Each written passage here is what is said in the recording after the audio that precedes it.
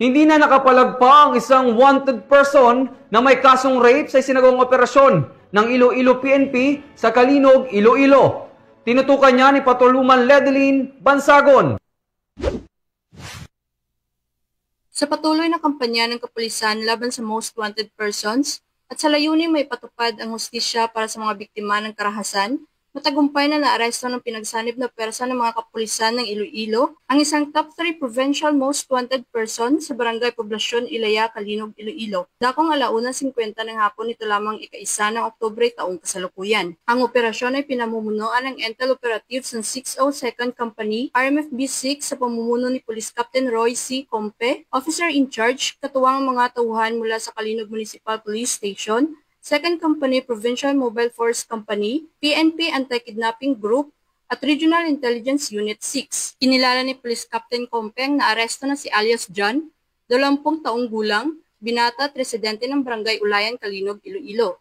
Si alias John ay kabilang sa top 2 most wanted person sa municipal level at top 3 sa provincial level ay naaresto sa bisa ng warrant of arrest para sa kasong rape by carnal knowledge. Ang naturang warrant ay nilabas at nilagdaan ni Honorable Elijo Sharon Gonzales Herrera Billones, Presiding Judge ng Regional Trial Court, Branch 27, 6th Judicial Region, Iloilo City, noong August 20, 2025, na may probisyon na no bail recommended para sa pansamantalang kalayaan ng akusado. Matapos ang pagkakaaresto, na ipinaalam sa kanya ang karapatang konstitusyonal sa wikang kanyang lubos na nauunawaan.